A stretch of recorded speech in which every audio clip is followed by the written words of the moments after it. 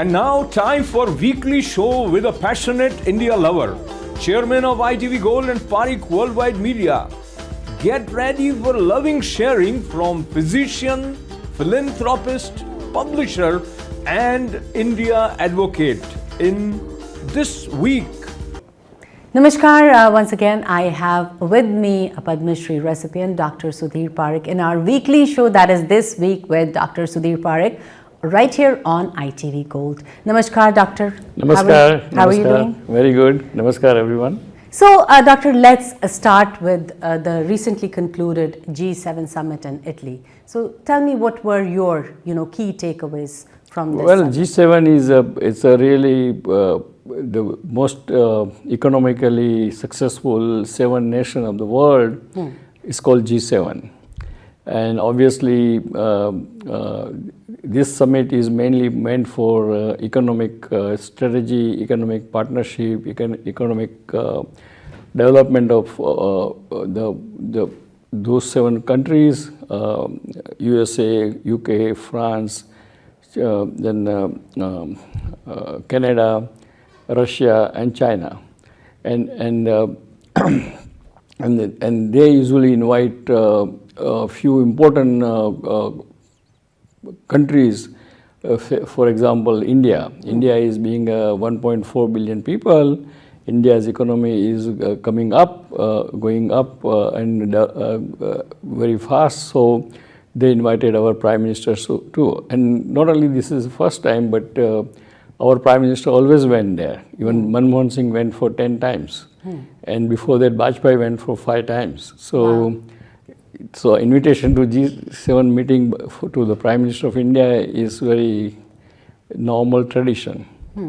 So, and then they are as a observer, means they don't take part in the real discussion or policy making. They are just during the formal session like inauguration, photos of, and they meet, and that's a good opportunity for Prime Minister to meet other states of the head of the states in the same time. So it's a great meeting, and obviously India deserves to be invited, and India is being invited for many years. It's not new.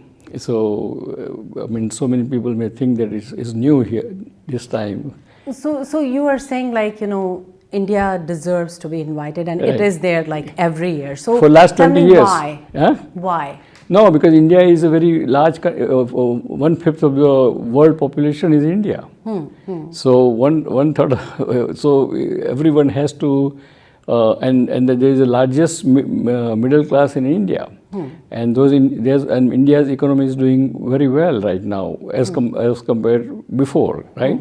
Even in India, economy was not doing good. That time also we got invited.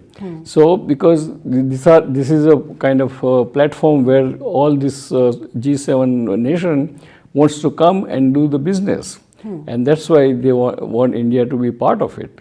And that's a courtesy, to invite certain important countries there. And that's why they got invited. Even Australia gets invited. A lot of countries, Japan gets invited, So, but is there any country which has been invited and now it doesn't get invited? No, everybody gets invited. Because most of the countries, those who were invited are important countries. Of course, they are not inviting any African countries, or the developing countries. They are not inviting. They are inviting in the developed countries. So I just was thinking, many of the G7 heads, they are going through their elections. So are decisions being made by them meaningful, or can they change by their successors, the decisions? No, I mean, always in any government, decisions are made by the current whoever is in the power. And but that decision can be changed later on. If suppose there is a change in the power or change in the party, then obviously that can change depending upon the interest of the thinking of the party and interest of the country. Okay. So that's how it works. Okay. And this G7 meeting is mainly meant for economic issue, not for any other political issue or any other I mean, of course, on the sideline they can talk about Israel, Gaza, they can talk about anything, but this meeting itself is not meant for that. Okay. So here like we have G7 and we also have G20. Right. So do we see like at some point like their agendas and objectives like getting aligned or, you know, one getting absorbed in the other? Again, in the G20, the main objective is economics. So it is a development, trade, business. That's a thing. So rest of it is not political gathering. It's not social gathering. I mean, it is a social gathering, but it's not meant for that. That's not agenda for the meeting. And G20, because G7 they want to keep their club small. And unless you keep your club smaller, your importance goes away. So they keep their own importance by not allowing anyone else to enter into G7. The same thing, G20 again is one step down. Those countries who are developing, becoming like India, is developing country, almost there and being developed. So India, like Australia, like Brazil, like Argentina, those are the G20. Right. And but again, all this meeting is mainly meant for trade, business, and economics. Okay, I get it now. So, you know, moving on from G7, let's move on to USA, of course. Let's talk about, you know, Biden's recent ad, you know, campaign, which he goes like head on Donald Trump with his like character matters campaign. So our choices definitely in November, they do not look great. So what do you think about this? Well, I mean, we have a choice. I mean, we have only this option currently between Trump and President Trump and President Biden. And depending upon what issue you are agree with them, or what is your thinking or of the issues, particularly like immigration or like unemployment or like giving a lot of help to the those who are not working or those who are working, in all those things. And plus foreign policy. If you agree that President Biden is doing good in this war with the Ukraine and Russia and Israel and Hamas, then of course you vote for Biden. But if there are so many people may think that Biden is not doing good enough, then he's not able to control and stop the war, or cannot kind of control. I mean, put their kind of leverage on Israel to stop do the ceasefire and then and get the hostages out, because still there are, I think, 100 plus hostages are still there. So I think they should come out, and plus there has to be some kind of conclusion to this kind of war, because there are a lot of innocent people are getting killed, and therefore I think USA is trying it, but is not trying hard enough, and that may backfire on President Biden probably. So I was just, you know, wondering, you know, talking to the younger generation about the, you know, whether it's President Biden or whether it's Donald Trump. So tell me, like, are these candidates, the current candidates, the role model for the next generation? How do we explain it to them? Well, I think probably you can say that they are not really perfect role model for the young generation. I mean, it's a kind of broad spectrum. But if I have to explain it to a younger person. No, younger person, you can explain that what are their policy. For example, younger person, you can say that even though you believe in welcoming everyone from the world and those who are persecuted in other countries, welcome to our country, but everyone has to be vetted, everybody has to be, background has to be checked out, and should come legally. And if they come legally, we always welcome, because this is a country of immigrants, so we always welcome the immigrants. So but in Biden this year, now this time is not happening that way. A lot of millions of people came without any waiting or background check or anything. And a lot of people in the USA has complained because their neighborhood got little upset, you know. And and then if somebody believes in kind of leftist thinking, any young generation, they should support Biden. And those who are believing in conservative thing, like more business, more family values, no, legal immigrations, and we have to be strong in the international platform because we are the kind of the superpower of the world. Then probably you vote for Reagan. I mean, not Reagan, President Trump. Right. So this is how you can explain. But not everything is good in one candidate versus other candidate. Everybody has its own drawbacks. Right. Yes. So moving on from here, let's move on to India. And I'm sure you know there are water crises in Delhi going on. So my question to you is it like a political issue or an issue of misgovernance or bad planning? I think it's a misgovernance and bad planning, both. There is no issue there's not politicizing this thing because it's a water issue, right? So I think it's a bad governance. So because of the bad governance, a lot of water mafia, so-called, they are taking advantage of the thing and they are hiking the price and all those things. And they are kind of curtailing the supply and all those things. And it's unfortunate that in India right now the heat wave is horrendous. Right now, even today, Delhi's temperature is 50 degrees Celsius. Right. It means it's 134, 140 degrees Fahrenheit in our terms. So it's unbearable. I mean, and not everyone has AC in their homes. Most of the homes does not have AC. Most of the huts does not have, and a lot of people are very miserable to live there.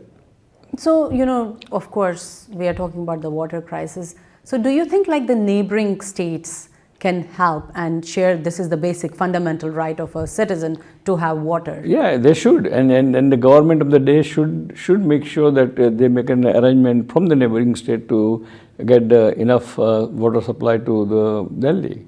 But I'm sure in neighboring state also has the same problem because heat wave is everywhere. Whole North India is very bad heat wave, and it is continuously for last 2-3 weeks now.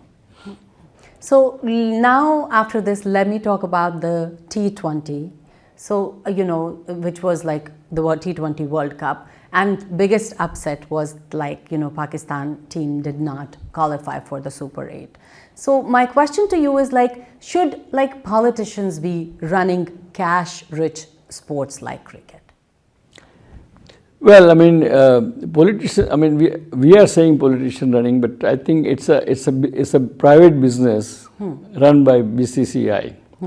Well, whether that BCCI executive committee members are politicians or not, that's a different issue.